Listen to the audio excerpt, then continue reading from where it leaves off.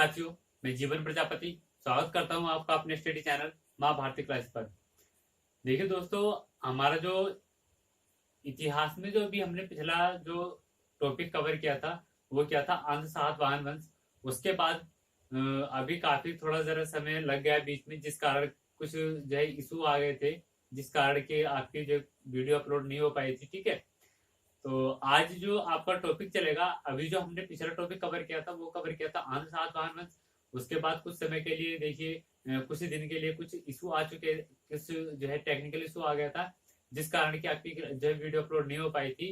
तो अब जो हम अब से जो है रेगुलर आपकी सारी क्लासेस जो है, जो भी आपकी क्लासेस रहेंगी सबको रेगुलरली अपडेट करते रहेंगे। ठीक है, तो आज जो हमारे पास वंश चलेगा वो चलेगा क्या, भारतीय यवन राजवंश। ठीक है, अंध सातवाहन वंश से जो अगला टॉपिक था हमारा वो था भारतीय यवन राजवंश। यानी कि इसका मतलब क्या है कि जो भारत में विदेशी आक्रमण हुए हैं, भारत में जो विदेशी आक्रमण हुए हैं वो सारे कहाँ हमारे जो है यहाँ पर आती। जो यवन है ना, यवन राजवंश, ये हमारा भारत का नहीं है, इसको तो हमने भारतीय बनाया है। ठीक है, भारत का नहीं है। भारत में जब विदेशी लोग थे जिन्होंने भारत पर आक्रमण किया, और उसके बाद क्या किया था इन लोगों ने, भारत पर आक्रमण करके वहां पर क्या किया था, अपने जो है राजवंश को स्थापित कर दिया था। ठीक है, तो देखिए जो हमारा वंश था भारतीय यवन राजवंश, जो या फिर एक तरीके से क्या कह सकते हैं, भारत में विदेशी शासक, इसको हम क्या लिखते हैं एक तरीके से, भारत में विदेशी शासक,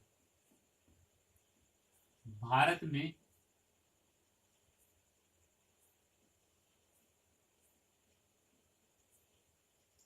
विदेशी शासक। ठीक है, ये भी हम इसको लिख सकते हैं, भारत में विदेशी शासक। तो देखिए पहले क्या, भारत में भारतीय यवन राजवंश की अगर हम बात करते हैं, तो यहाँ पर जो पहले राजा के बारे में अगर हम बात करें, तो देखिए प्रथम विदेशी शासक या प्रथम जो है यवन शासक के बारे में हम बात करते हैं, या फिर प्रथम विदेशी शासक के बारे में अगर हम बात करते हैं, प्रथम विदेशी शासक। ठीक है, अगर हम भारत में प्रथम विदेशी शासक के बारे में बात करते हैं तो उसका नाम आता है डेमेट्रियस फर्स्ट। ठीक है, क्या नाम आता है, डेमेट्रियस फर्स्ट, डेमेट्रियस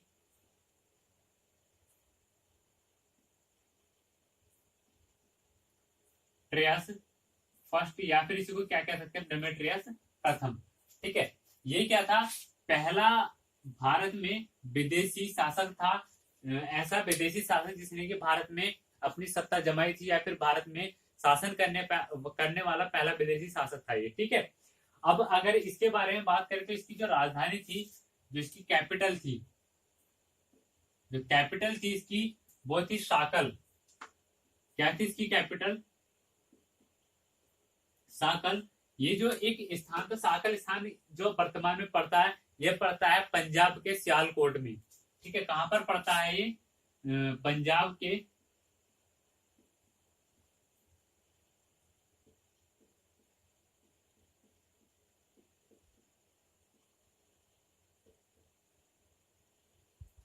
पंजाब के कहां पर, सियालकोट में ये स्थान हमारा पड़ता है। ठीक है, कहां पर, पंजाब के सियालकोट में ये स्थान पड़ता है, क्या, साकल। लेकिन किसकी राजधानी थी, डेमेट्रियस की राजधानी क्या थी, साकल थी। ठीक है, कहां पर पड़ता है, पंजाब के सियालकोट में ये पड़ता है। ठीक है, और आगे कहा गया कि इसने भारतीय राजाओं की क्या की थी, जो उपाधि थी वो इसने भारतीय राजाओं की उपाधियों को धारण किया था। ठीक है, इसने डेमेट्रियस ने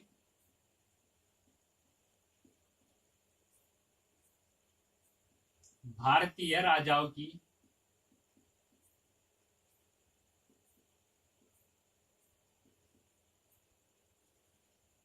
उपाधि या फिर उपाधि को धारण किया था। ठीक है, पहला विदेशी शासक है जिसने कि भारत में शासन किया है, डेमेट्रियस फर्स्ट। और इसकी जो राजधानी थी वो क्या थी, साकल थी। जो कि इस समय अगर हम इस समय की बात करते हैं, साकल कहाँ पर पड़ती है, पंजाब के सियालकोट में। पंजाब का एक शहर है सियालकोट, जिसमें की साकल हमारी राजधानी इसकी पड़ती थी। और डेमेट्रियस के बारे में कहा जाता है ये पहला ऐसा जो है विदेशी शासक है जिसने भारतीय राजाओं की क्या है उपाधि धारण की है। ठीक है, तो ये था हमारा पहला शासक। और अगर हम बात करें दूसरे विदेशी शासक के बारे में, ठीक है, दूसरे विदेशी शासक के बारे में अगर हम बात करते हैं तो ये भी कहां से था, हमारा यमन से ही था। और देखिए हेडिंग डालेंगे, दूसरा विदेशी शासक, या दूसरा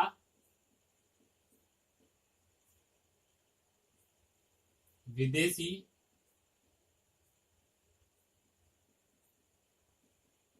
शासक। क्या है ये? दूसरा विदेशी शासक है। इसके बारे में अगर मैं बात करूं थोड़ी सी, तो इसका जो नाम है वो है हमारा मिनांडर। क्या नाम है इसका? मिनांडर।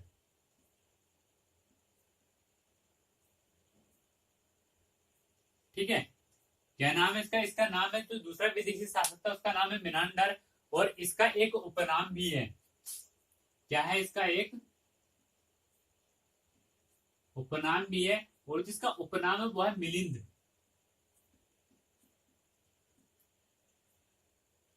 क्या है इसका उपनाम? मिलिंद है इसका उपनाम। और जो मिलिंद नाम है, ये जो हमें जो इस नाम के बारे में जानकारी मिलती है वो कहां से? बौद्ध ग्रंथों से इसके बारे में जानकारी मिलती है। कहां से? बौद्ध ग्रंथों से। ठीक है, इसके उपनाम, उपनाम क्या? मिलिंद। और मिलिंद जो उपनाम उसके बारे में जानकारी मिलती है वो कहां से मिलती है? बौद्ध ग्रंथों से इसके उपनाम के बारे में जानकारी मिलती है। ठीक है, अब देखिए आगे अगर हम बात करें तो मिनांडर के बारे में हम जो कहा जाता है कि एक इसके मिनांडर के लिए एक बौद्ध ग्रंथ भी रचा गया था, जिसको क्या कहा है? मिलिंद पन्हो। क्या कहा गया है इसके इसी के मिनांडर के ऊपर एक जो बौद्ध ग्रंथ लिखा गया है, उस बौद्ध ग्रंथ को क्या कहा गया है? वो कहा गया है मिलिंद पन्हो। ठीक है, तो इसके लिए एक बौद्ध ग्रंथ भी लिखा गया था जिसका नाम क्या था? मिलिंद पन्हो। ठीक है,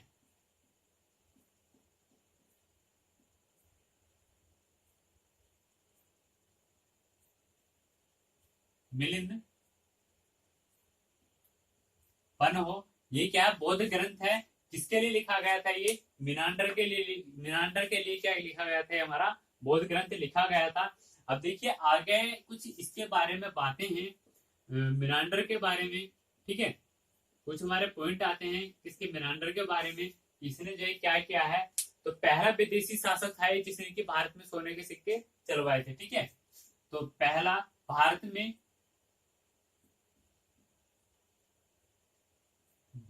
सोने के सिक्के चलवाने वाला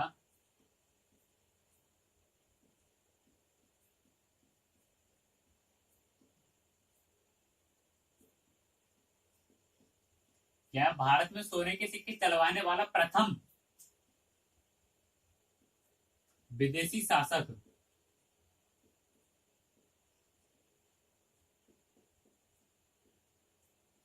कौन था? मिनांडर था। ठीक है, भारत में सोने के सिक्के चलवाने वाला प्रथम विदेशी शासक मिनांडर था। उसके बाद अगर हम बात करें तो देखिए इसके समय पर साकल जो था, जो कि किसके? डेमेट्रियस फर्स्ट के समय पर राजधानी थी। इसमें भी राजधानी वही है, यानी कि साकल। साकल क्या था? शिक्षा का एक केंद्र जो है बन चुका था, बहुत बड़ा। साकल शिक्षा का केंद्र बन चुका था। साकल इसके समय पर शिक्षा का केंद्र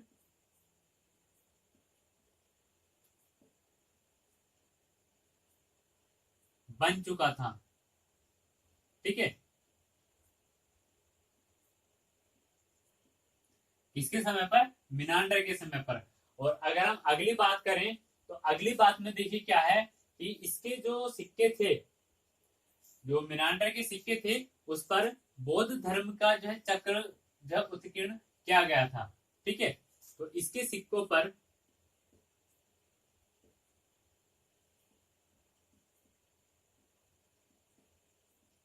इसके सिक्कों पर बौद्ध धर्म का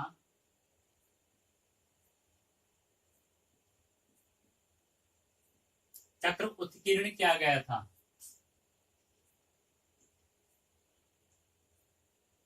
चक्र उत्कीर्ण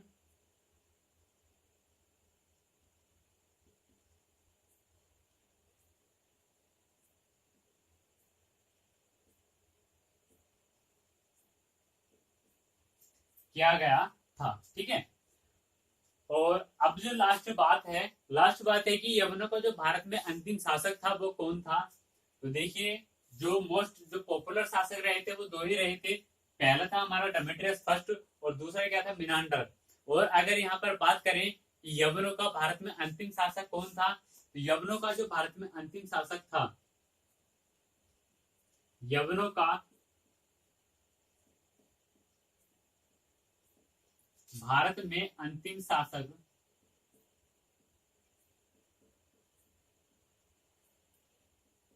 वो था यूक्रेटाइस यूक्रेटाइडस। ठीक है, कौन था, यूक्रेटाइडस।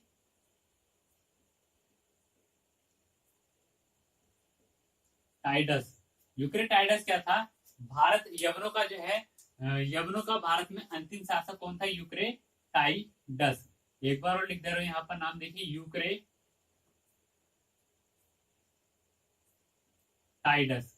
ये था यवनों का अंतिम शासक जिसने कि भारत में शासन किया था। ठीक है, अब अगर हम आगे बात करते हैं करें कि यूनानियों ने भारत को क्या दिया, यूनानियों ने भारत के लिए क्या किया, या फिर किस किस तरह की जो है उन्होंने उनसे जो भारतीयों ने सीख ली यूनानियों से।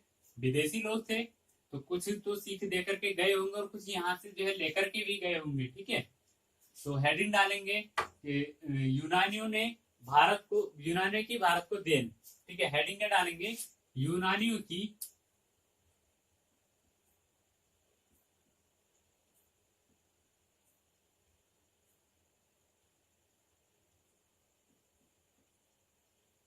भारत को देन।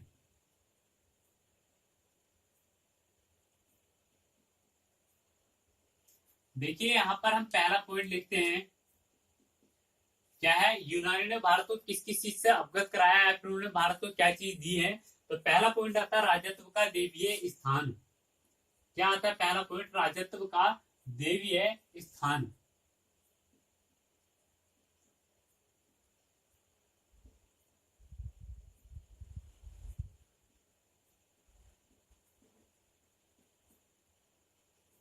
राजत्व का देवीय स्थान मतलब क्या है, कि राजा को क्या है, एक देवता की उपाधि उन्होंने दी थी। ठीक है, राजा को एक देवता की उपाधि दी थी। और अगले पॉइंट की अगर हम बात करें तो अगले पॉइंट पे क्या था, साचों से सिक्कों का निर्माण। साचों से सिक्कों का निर्माण क्या है, साचों से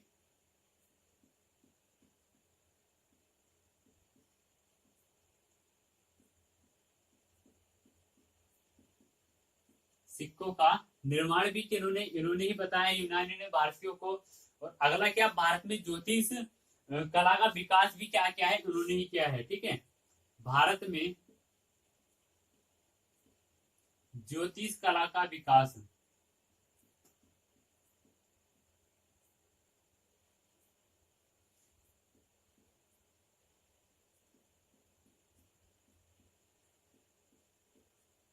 भारत में ज्योतिष कला का विकास किन्होंने किया है, यूनानियों ने ही किया है। और अगला क्या है, लास्ट पॉइंट आता हमारे पास, कि जो सिक्के थे सिक्कों पर राजा का नाम और तिथि अंकित करना भी कहाँ से सीखा भारतीय ने, वो भी इन्हीं से सीखा है। ठीक है, तो सिक्कों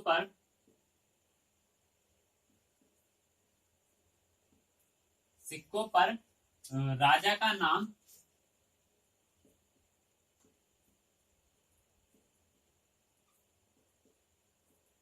वह तिथि अंकित करना।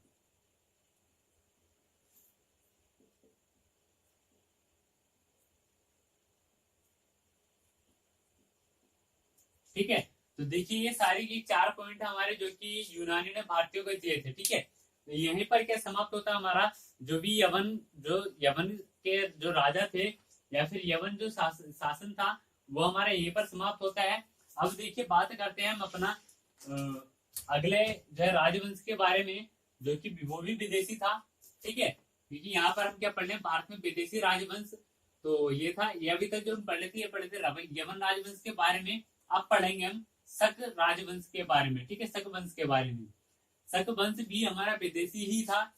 ठीक है, शक वंश भी क्या था, विदेशी ही था। अब इसके बारे में हम थोड़ा सा पढ़ लेते हैं। देखिए हेडिंग डालेंगे हम शकवंश।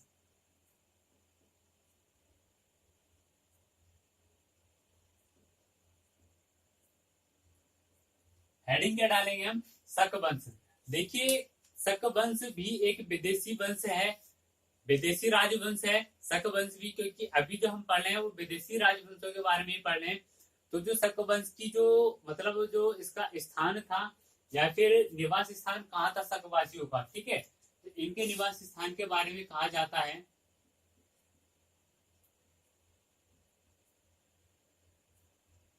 इनका जो निवास स्थान था वो था सीरिया में।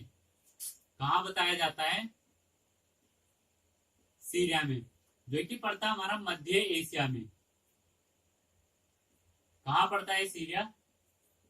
मध्य एशिया में सीरिया ये स्थान पड़ता है, ठीक है, मध्य एशिया में पड़ता है सीरिया स्थान। और सको को ही क्या कहा जाता है? सको का एक नाम और जो है यहाँ पर निकल के आता है वो आता है सिथियन।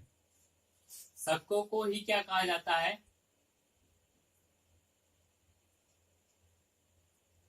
सको को ही, सको को सिथियन भी कहा जाता है। क्या?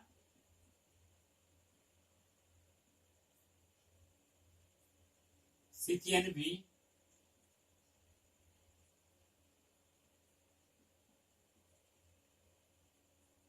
कहा जाता है। किसको? सको को सिथियन भी कहा जाता है, ये इनका उपनाम है।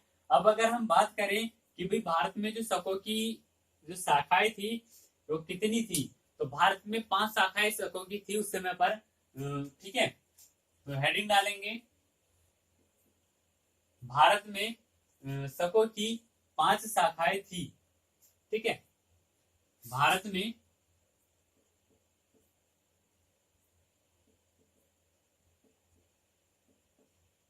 सको की 5 शाखाएं थी।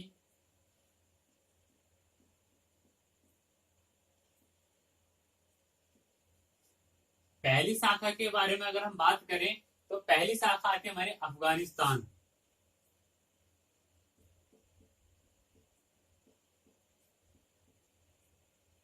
पहली शाखा क्या आती है हमारी? अफगानिस्तान। और दूसरी शाखा के बारे में अगर हम बात करें तो दूसरी शाखा आती है हमारी मथुरा, ठीक है, दूसरी शाखा आती है मथुरा। और तीसरी शाखा आती है क्या? दक्कन। तीसरी शाखा आती है दक्कन। और चौथी की अगर हम बात करें तो चौथी आती है हमारी तक्षशिला।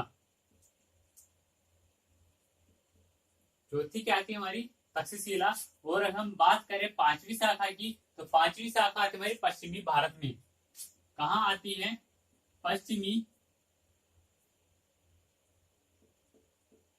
भारत में, ठीक है। तो ये 5 शाखाएं थी जो कि उस समय पर भारत में कार्यरत थी, ठीक है। 5 शाखाएं भारत में थी उस समय पर इनमें से कुछ शाखाएं ही आगे चल पाई थी, कुछ शाखाएं ही क्या थी? आगे चल पाई थी, ठीक है।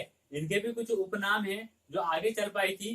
तो 5 शाखाएं उस समय पर भारत में पनपी थी, पर पनपने के बाद ये तो जरूरी नहीं कि पांचवी पांचवी चल पाए। तो इनमें से कुछ शाखाएं चल पाई थी, कुछ शाखाएं मतलब 2 शाखाएं ही आगे भारत में चल पाई थी, ठीक है। तो भारत में जो जिन 2 शाखाओं ने शासन किया है अब पढ़ेंगे हम उनके बारे में, ठीक है।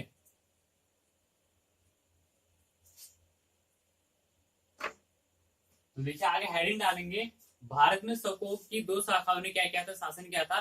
तो भारत में शकों की शासन करने वाली शाखाएं, ठीक है। हेडिंग क्या डालेंगे? भारत में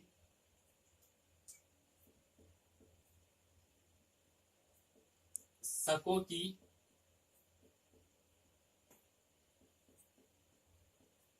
शासन करने वाली शाखाएं।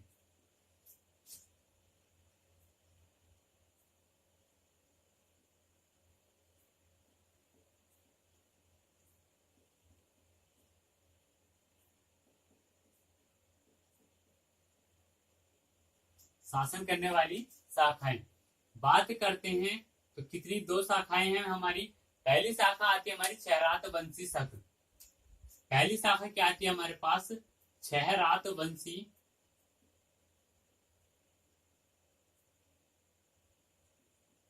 शक। और जो दूसरी शाखा आती है वो आती है हमारी कार्दमक वंशी वंश शक, ठीक है। कार्दमक वंशी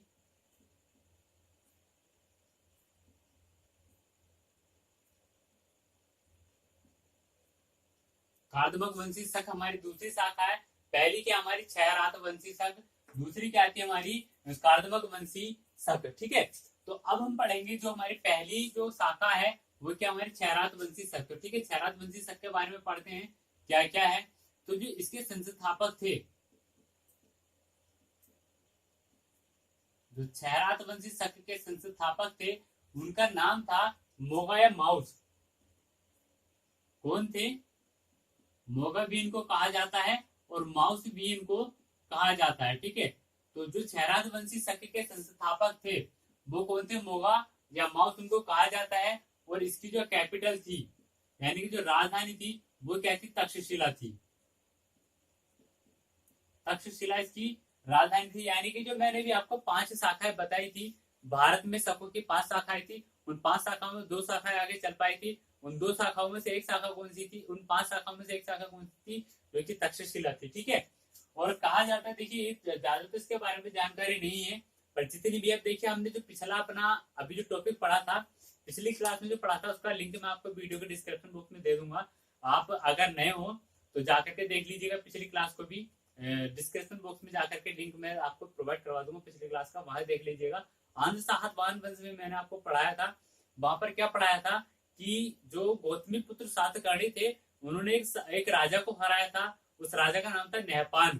ठीक है, तो जो राजा नहपान थे वो कहाँ के थे? वो इसी वंश के थे। उनसे क्षयरात वंशी क्षयरात वंशी जो शक के ही वो क्या थे? नहपान राजा थे। ठीक है, तो देखिए क्या है, गौतमी पुत्र सातकर्णी ने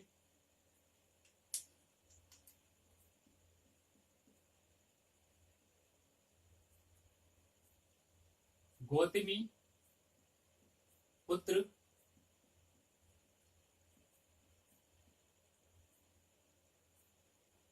सातकर्णी ने क्या है? नहपान जो कि इसी वंश के शासक थे। ठीक है,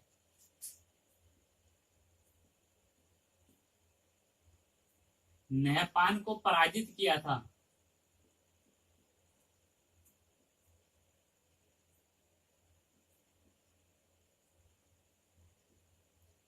जिसको नहपान को क्या किया था? गौतमीपुत्र सातकर्णी ने पराजित किया था। और जो नहपान राजा थे ये किस वंश के थे? क्षयरात वंशी शक के ही जो है क्या थे? ये राजा थे। कौन? नहपान। ठीक है, संस्थापक कौन थे? मोगा माउस। और उससे अगले राजा को हुए थे वो हुए थे नहपान। ठीक है, तो इसके बारे में क्षयरात वंशी शक के बारे में बस इतना ही है। अगला जो नंबर आता है हमारे पास वो आता है कार्दमक वंशी शक। ठीक है, अगला नंबर क्या था हमारे पास? कार्दमक वंशी शक। तो अब पढ़ते हैं कार्दमक वंशी शक के बारे में। तो दूसरा हेडिंग डालेंगे नंबर 2 पर कार्दमक वंशी शक। ठीक है, दूसरा हेडिंग डालेंगे हम कार्दमक वंशी शक।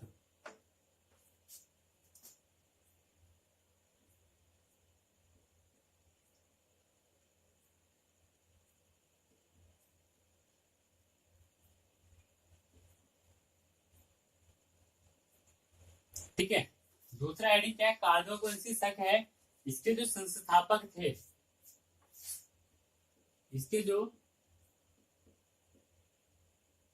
संस्थापक थे वो थे चेष्टन। कौन थे? चेष्टन थे इसके संस्थापक। किसके? कार्दमक वंशी शक के। जो कार्दमक वंशी शक जो शाखा थी उसके जो संस्थापक थे वो थे कौन? चेष्टन।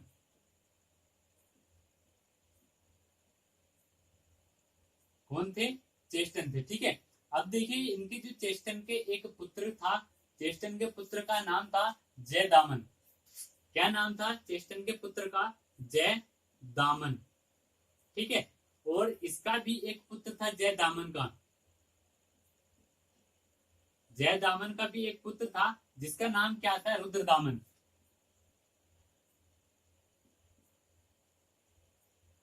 रुद्र दामन। ये जो है आपस में एक दूसरे से जो है संबंधित है। और जो भी ये देखिए चेष्टन का पुत्र कौन हो गया? जय दामन। जय दामन का पुत्र क्या हो गया? रुद्र दामन। तो रुद्र दामन चेष्टन का क्या हुआ? ये चेष्टन का हो गया पोता। ठीक है, चेष्टन का क्या हो गया? पोता। देखिए यहाँ पर जो मैं रिलेशन बता रहा हूँ ना, रिलेशन बताने के पीछे एक मोटिव है। क्योंकि देखिए यहाँ पर जो एक सह एक तरीके से क्या कह सकते हैं हम, सह शासन के बारे में हमें पता चलता है। और सह शासन का मतलब क्या होता है कि 2 लोग एक साथ मिलकर के शासन यहाँ पर करते हैं। कितने? दो लोग एक साथ मिलकर यहाँ पर शासन करते हैं, यानी कि सहशासन के बारे में पता लगता है। और जो सहशासन करते हैं, दो लोग जो मिलकर के एक साथ शासन करते हैं, वो कौन कौन करते हैं? तो चेस्टन और एक उनका जो पोता है रुद्रदामन, ये दोनों लोग क्या है, एक साथ मिलकर के क्या करते हैं? शासन करते हैं। तो क्या लिख देंगे हम यहाँ पर कि भारतीय इतिहास में पहली बार, भारतीय इतिहास में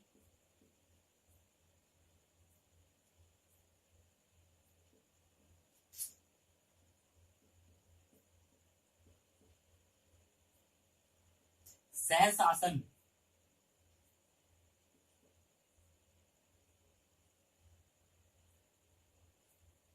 का उदाहरण देखने के लिए मिलता है।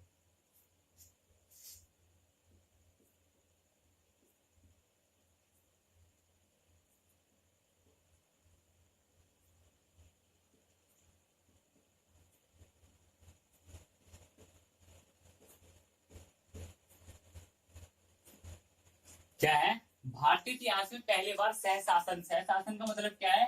दो लोगों का एक साथ मिला जुला शासन का उदाहरण क्या देखने के लिए मिलता है। और इस सहशासन के बारे में जो हमें जानकारी मिलती है, सहशासन के बारे में जो जानकारी मिलती है, वो किससे मिलती है? किस्सार अभिलेख से। कहां से मिलती है? किस्सार अभिलेख से। और जो किस्सार अभिलेख लिखा था, वो लिखा था किसने? रुद्रदामन ने। किसने लिखा था? रुद्र दामन ने क्या लिखा था? किस्सार अभिलेख लिखा था।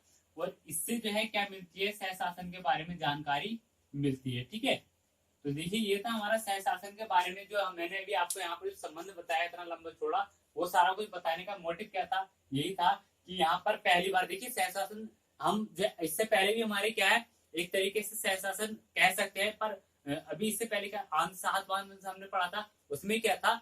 उसमें जो एक पुत्र होता था, वो अपनी माँ के नाम से क्या करता था? शासन करता था। वहां उसको सहशासन नहीं बोल सकते हम।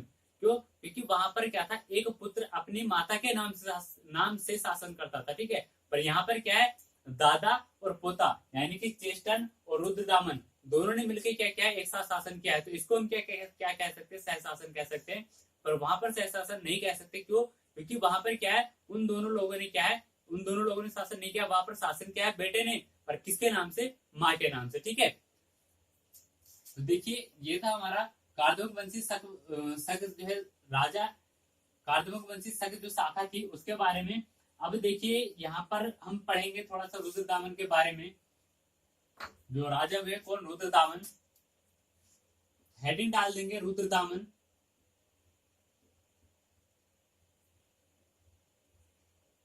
क्या हेडिंग डालेंगे? रुद्रदामन।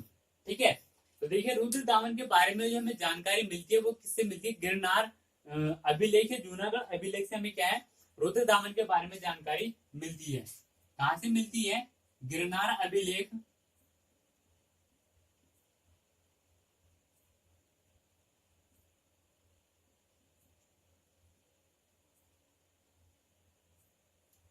या जूनागढ़ अभिलेख।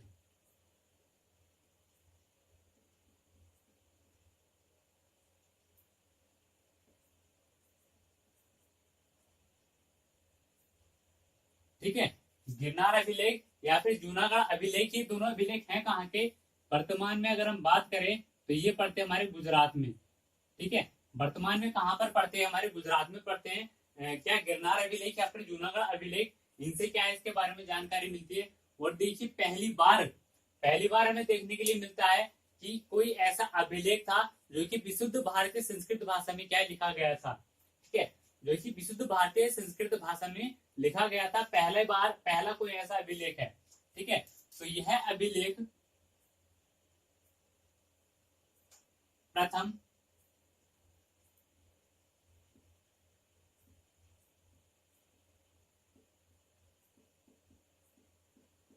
अभिलेख जो कि विशुद्ध भारतीय संस्कृति में लिखा गया, भारतीय संस्कृत भाषा में लिखा गया था। ठीक है, विशुद्ध संस्कृत या फिर विशुद्ध संस्कृति में लिखा गया था। विशुद्ध संस्कृत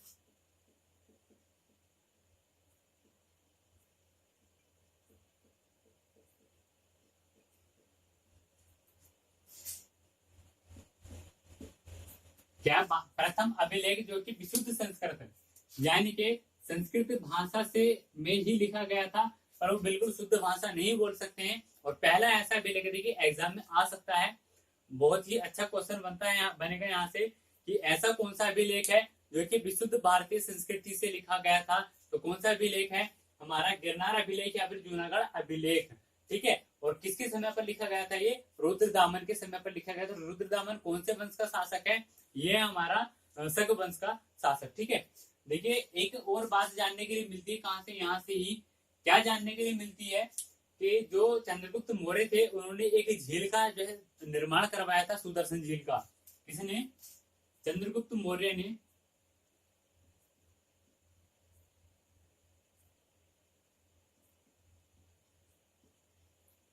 सुदर्शन झील का निर्माण करवाया था।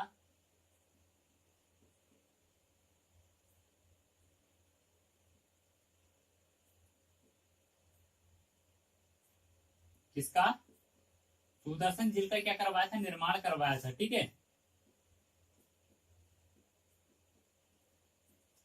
चंद्रगुप्त मौर्य ने अपने समय पर सुदर्शन झील का निर्माण करवाया था, जिसका फिर से क्या करवाया था, इसको पुनर्निर्माण, यानी कि झील जो थोड़ी क्षतिग्रस्त हो चुकी थी या फिर टूट चुकी थी, या फिर उसमें कुछ जो है एक तरीके से क्या कह सकते, वो उसमें कुछ विकार आ गए थे, तो उसका क्या पुनर्निर्माण करवाया गया था। पुनर्निर्माण इसका किसने करवाया था, सुदर्शन झील का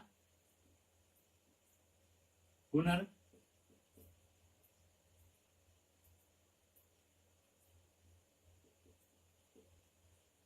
किसने करवाया था, वो भी किसने करवाया था, रुद्रदामन ने ही करवाया था। पुनर्निर्माण किसने करवाया था, रुद्रदामन ने।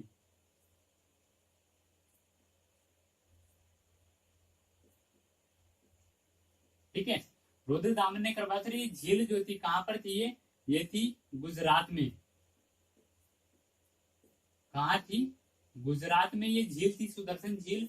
और जो उस समय पर रुद्रदामन के समय पर जो गुजरात के जो एक तरीके से क्या कह सकते हैं, शासक कह सकते हैं या फिर प्रांतपाल, यहाँ पर जो प्रांतपाल थे वो कौन थे, वो उनका नाम आता है सुविशाख। ठीक है, कौन थे, सुविशाख, यहाँ के क्या थे, प्रांतपाल थे। ठीक है, तो चंद्रगुप्त मौर्य ने सुदर्शन झील का निर्माण करवाया था, जिसका पुनर्निर्माण किसने करवाया, रुद्रदामन ने करवाया था। और ये झील कहाँ पर है, सुदर्शन झील गुजरात में थी। और जो उस समय पर रुद्रदामन के समय पर जो प्रांतपाल थे, प्रांतपाल कहाँ के, गुजरात के, वो कौन थे, सुविशाख थे। ठीक है, अब देखिए बात आती है कि शकों के जो अंतिम शासक थे वो कौन थे। ठीक है, बात आती है शकों के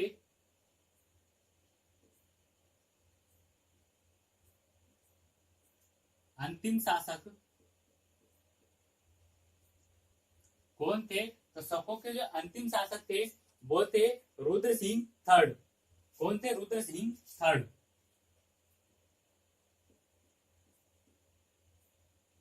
या फिर क्या कह सकते हैं, रुद्र सिंह तृतीय।